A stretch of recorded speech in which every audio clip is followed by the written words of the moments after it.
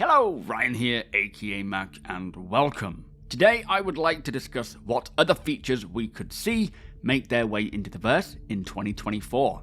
As always, a huge thank you to all of my patrons and channel members for your continued support, in particular to my latest patrons Eminik and Jandal, and to my channel member Botty Monster for upgrading their pledge, Captain Squirrel for rejoining, and Adrian Scott for becoming my latest channel member. So in a previous video that I will link below, I highlighted what Cloud Imperium are intending to release to the persistent universe this year, and these were features that were officially stated by Jared as expected to release in the first half of this year. However, there is still the second half of 2024, so today I will be talking about some potential features that I think we are likely going to see make their way into the verse sometime in this year.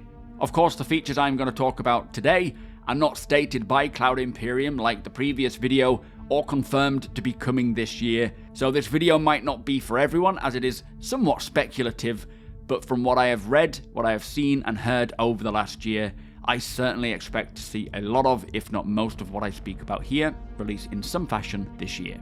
So let us kick off with Master Modes. Now this is an all-encompassing system to bring the flight model to where Cloud Imperium want it to be, which includes combat flight changes, space and atmospheric flight changes, plus a huge amount of balancing to get every ship flying as they were originally intended to, fitting their role. This has been a large ongoing task that has a lot of elements to it, and although we might not see the full system applied to every ship this year, I highly suspect that we will start to see it affect many of them. Now we can test the current Master Mode changes right now in Arena Commander's experimental mode, and based on our feedback and Cloud Imperium's intentions, they will continue to implement any updates to this mode for us all to check out as and when they are ready. And it is an important system that will impact all of us in many ways, so I really look forward to seeing how it will come along and providing my feedback on what I think of it.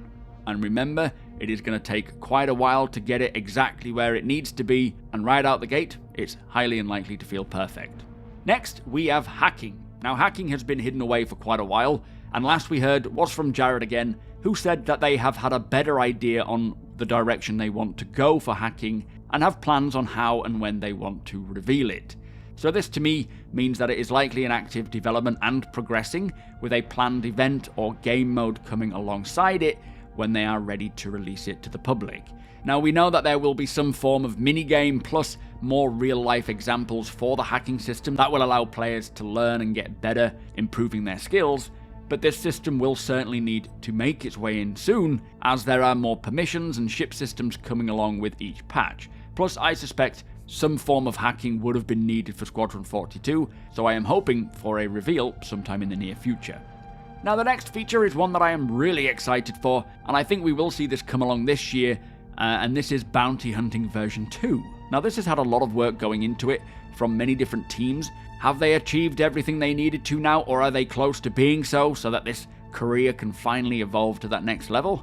I really hope so. The work on this, according to the progress tracker, looks to have completed in December, so there is a good chance that we will see this roll out this year, and this new version of bounty hunting will bring so much more to a profession that will not only offer some very unique gameplay like tracking, chasing and capturing bounties, or hiding your tracks if you are the criminal, but also add another aspect to help keep places like Stanton safer than it is now, as it should be, being a UEE system. Now this again has been a big undertaking that has many moving parts, which we saw a lot of the work going into over the last year, so here's hoping that we get to check in on its progress sometime this year and potentially see it release as well. Now one feature that I think we have all been really patiently waiting for is weather.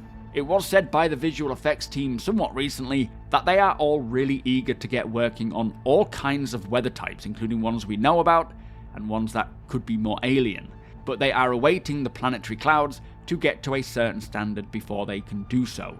Now we know that likely for the Q1 patch being 3.23, there should be some improvements to the clouds rolling out, which was originally intended for the end of the year, 3.22, as we heard during CitizenCon, but just didn't make it in time. So hopefully that is all that remains before the VFX team can get jumping in on it and create all kinds of weather types, having storms rolling into settlements or rain falling in cities like Arcorp, would just be a dream come true.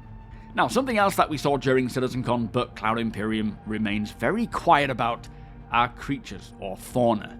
We saw Stormwalls flying through the clouds of Crusader, and Kazi grazers planetside at a homestead munching on grass, and in many monthly reports we have read about a lot of work going on for Fauna from many different development teams, and I feel that we are on the cusp of Fauna releasing into the verse. Will we see it in the first half of the year? Probably not, due to the core tech requirements needed to help keep the AI functioning properly.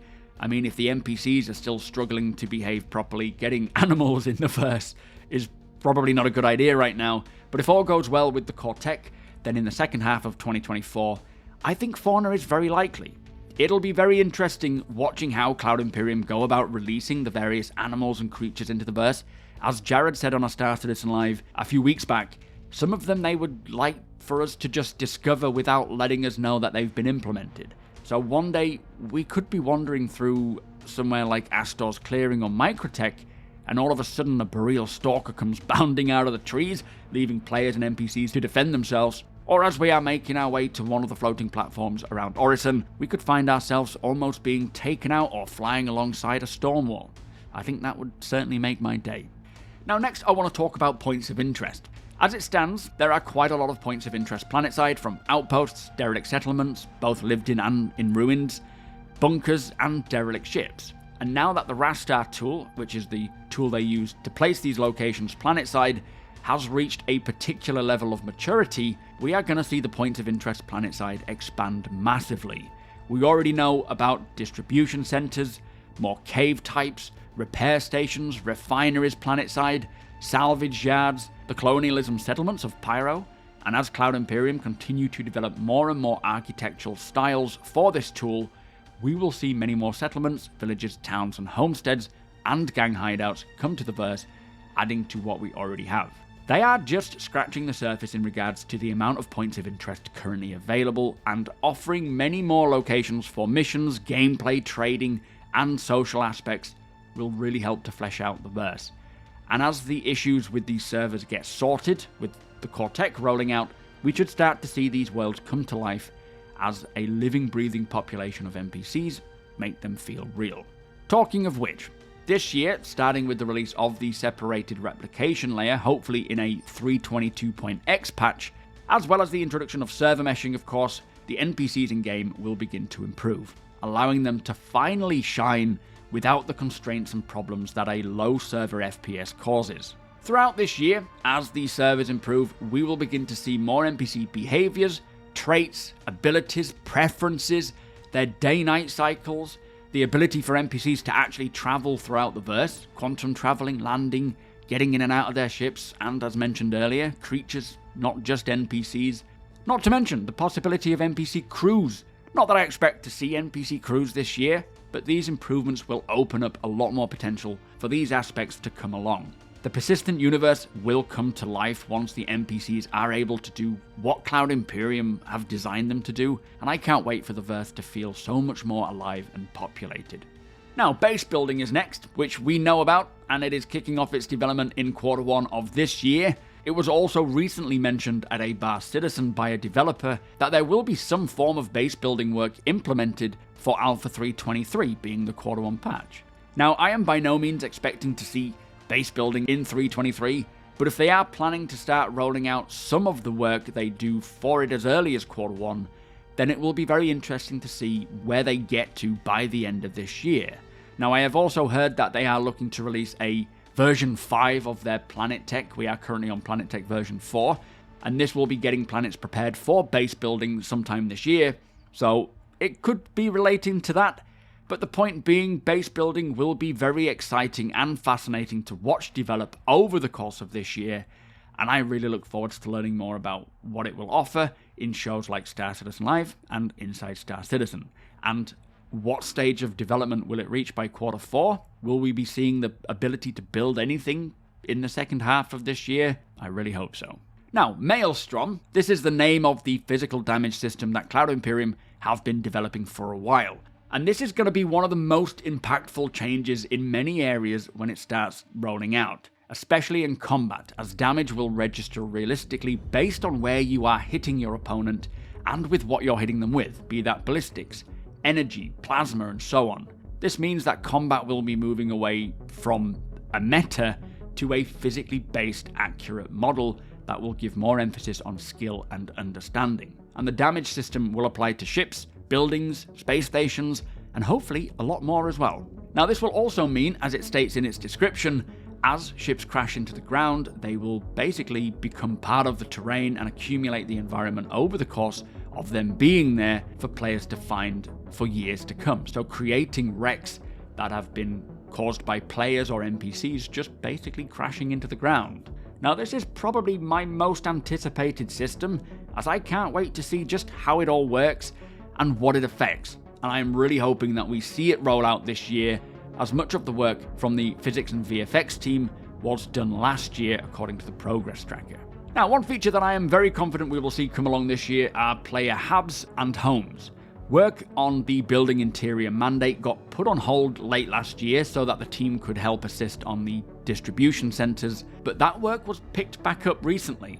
And before it was put on hold, we even saw white box work on player apartments in New Babbage. So I'm expecting the team to continue working on these building interiors this year, including player apartments, and likely into the second half of this year see much of this work begin to roll out, offering far more interior spaces around landing zones for all manner of gameplay reasons, as well as player housing. So the final thing that I want to touch upon for what else is coming this year is performance, stability, and quality of life improvements. Now as we move through the year, we are going to see a lot more improvements in all of these areas, with things like the replication layer split, server meshing, possibly the Vulkan API, and other optimizations that Cloud Imperium continue to work towards. The game is going to start becoming more stable and performant. For quality of life, there are many small and large features coming that will help to build the quality of life to a much greater level than what we have now, as well as fixing more bugs, as there has been a huge focus on bug fixing and tech debt from 41 teams that saw this work come to a close mid-December according to the progress tracker. And this work will manifest itself in the persistent universe as less bugs and more optimizations. So throughout 2024 and beyond, of course, we are going to see the game feel less like an alpha and become more polished and easier to play, which I think for many backers is more important than any feature Cloud Imperium could release. So there you are. I have probably missed so many other things that might come along this year, but these are some that I think strongly about that we could see make their way in this year. With that said though, do check my previous video to hear exactly what Cloud Imperium are aiming to release in the first half of this year, and if you do enjoy my videos, please do consider subscribing and helping the channel to grow. It would be very much appreciated. Also, feel free to come and hang out over at twitch.tv/SuperMacBrother. You are all more than welcome over there, whether you are new and have questions about Star Citizen or a veteran. It is always a pleasure hanging out with you all while I play Star Citizen or just talk about it. The links are all below. Hit the thumbs up if you don't mind, it does the channel a big favour, and tick that notification bell if you would like to be notified when my videos go live. Again, a huge thank you to all of my patrons and channel members for making these videos possible. Cannot do it without you guys. Thank you for watching, and I'll see you in the next one.